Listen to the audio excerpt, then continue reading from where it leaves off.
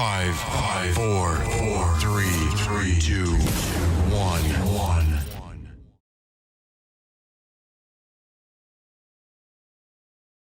Allez, bienvenue dans ce nouveau tutoriel. Donc là, je vais vous expliquer et montrer comment préparer vos morceaux et organiser vos points Q et éventuellement enregistrer des boucles que vous pourrez retrouver très facilement lors de vos mix.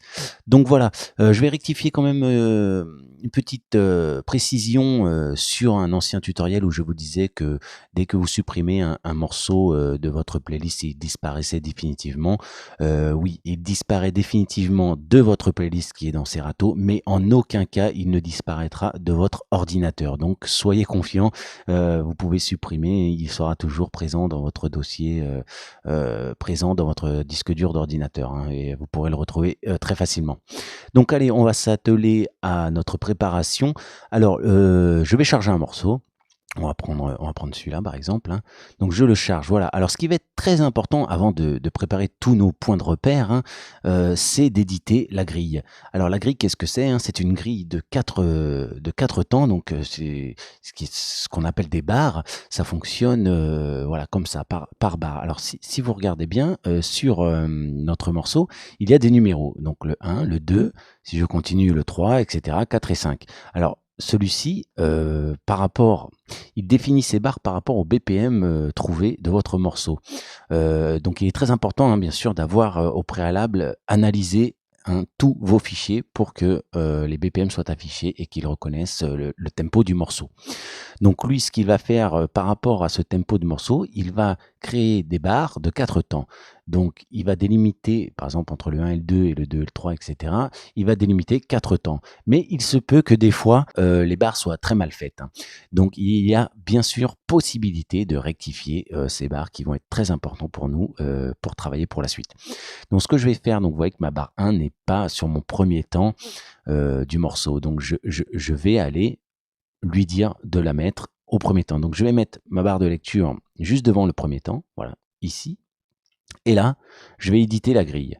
Donc j'ai juste à cliquer sur Edit grille. Et là, très simple, je vais vous donner un raccourci très utile, c'est la touche X. Si j'appuie sur X, voilà, il m'a mis le 1 sur mon premier temps. Donc normalement, tous les autres numéros vont être sur un temps. Voilà. Donc à une distance chacun de 4 temps. On va écouter, hein. On peut compter, écouter. Donc là, je vais lancer la lecture. Donc lecture, hein, vous pouvez la lancer directement ici ou barre d'espace.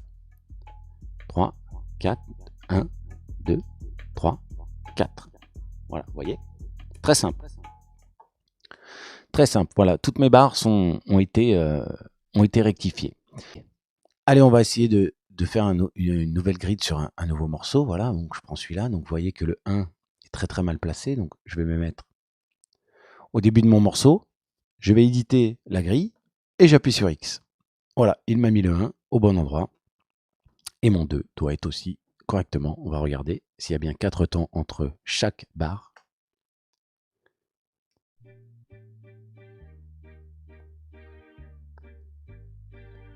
Alors, pas du tout. Parce que, un exemple concret d'une grid qui a été très mal faite, même en plaçant le 1, le 1 au début du temps. Vous voyez que sur la suite, les barres ne sont plus bien placées. Alors ça peut arriver aussi également. Donc ce qu'on va faire, je vais vous donner la solution et vous dire pourquoi il a très mal calculé. C'est parce que mon BPM est faux. Donc je vais lui dire de recalculer le BPM. Je vais lui dire de réanalyser le morceau. Alors soit il me le trouve, soit il ne me le trouve pas. Alors vous voyez, normalement il est à 134, hein, et là il m'affiche, normalement il est à 134, on le voit ici, et là il m'affiche 208. Voilà, il me l'a remis à 134. Donc là, à ce moment-là, si je le recharge, normalement mes grids vont être bonnes. 2, 3, 4, 2, 3, 4. Voilà, ouais. Les grids sont parfaites. À quelques millimètres près, hein, je vous l'accorde, mais là, elles sont vraiment très très bien faites quand même. Voilà, chaque temps est sur, chaque barre est sur un nouveau temps à chaque mesure. Voilà, donc d'où l'importance d'avoir le bon BPM de votre morceau. Bon, on va revenir sur le premier. Alors maintenant, je vais vous apprendre à créer vos points Q. Donc les points Q, ça va se passer dans cet onglet-là. Alors s'il n'apparaît pas dans votre logiciel, c'est que voilà, ceci est désactivé. Donc c'est cette grosse touche-là, là. Donc pour éditer, donc ça c'est le symbole pour éditer les points Q. Et le symbole d'à côté, c'est pour éditer les boucles. Donc j'ai juste à cliquer dessus, voilà. Et ma petite fenêtre apparaît. Ici, je vais faire mes points Q. Et de ce côté-là, je vais enregistrer mes boucles. Donc on va commencer par les points Q. Donc moi, ce que je fais souvent, donc voilà, je me fais un point Q sur la première barre.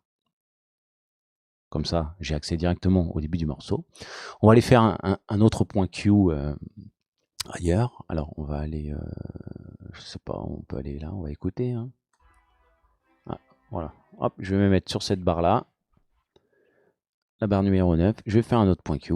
Alors des points Q, vous pouvez en faire 8 au total. Hein. Et je vais aller en faire un autre par ici, on va aller voir, voilà. Tiens, sur la 21, voilà, parfait, hop. Et on va aller en faire un petit dernier vers la fin. On va aller voir ça, voilà, sur celle-là, tiens. Comme ça, on fera une petite boucle après dessus. Voilà, donc je vais avoir possibilité maintenant d'accéder à ces points directement. Donc si je clique ici, je reviens au 1, le 2, le 3, le 4, etc. Alors, je vais vous donner un raccourci aussi. C'est les touches de votre clavier qui vont de 1 à 5. Alors, on peut faire que 5 sur le clavier, parce que de 1 à 5, normalement, ce serait votre platine de gauche, et de 6 à 0, ce serait votre platine de droite. Mais si j'appuie sur la touche 1, je reviens bien au 1, au 2, au 3, au 4. Voilà. Alors, voilà comment créer vos points Q. Alors, pour les supprimer, c'est simple. Petite croix, je vais supprimer celui-là. Voilà, il est supprimé. Je vais le refaire. Je fais plus, etc., etc. Vous voyez? Donc, c'est très simple de préparation. Il n'y a rien de très compliqué. Maintenant, pour les boucles, alors mettons, je vais faire une boucle ici. Je vais faire une boucle de 4 temps à partir de ce point 4 là. Mon hot Q4, mon point Q4. Par exemple, je vais faire une boucle de 4 temps. Voilà, vous voyez qu'il m'a délimité 4 temps. On peut la lire.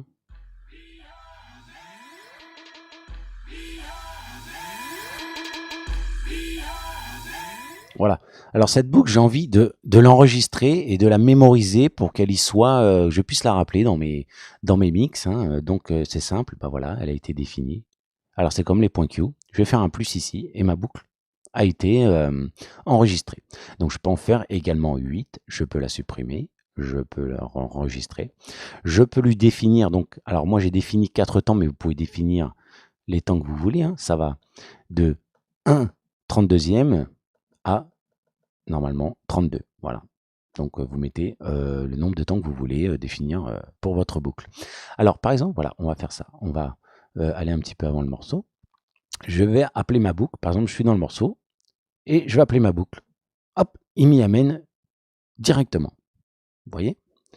Et si, par exemple, je suis dans un morceau, alors je vais l'enlever. Hop.